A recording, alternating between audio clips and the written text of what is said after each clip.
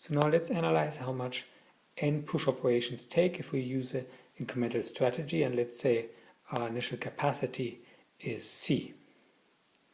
So the first n operations, so they take t of n time, and we first have C push operations where we don't need to expand, so each of those takes constant time, and then we need to expand, so that takes C times, and we again have C operations which take constant time, so we get the ones here, and then next time we have to expand again, but now we already have a capacity of 2C,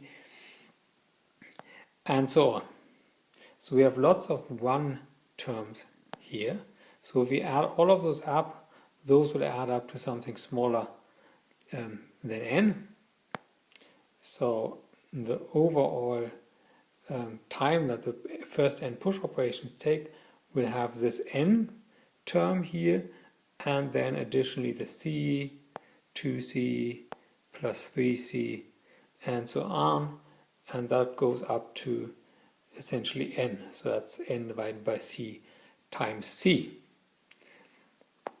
So now let's rewrite this. So we have n, and then we have, if we take the C out, we have C times 1 plus 2 plus 3 and so on.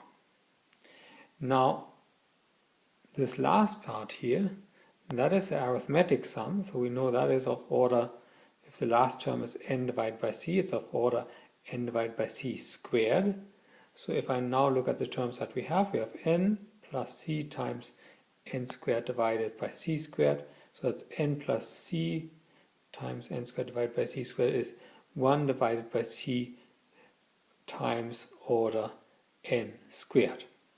So with the incremental strategy, n push operations take quadratic time, which means that amortized 1 push operation takes linear time, which is really slow.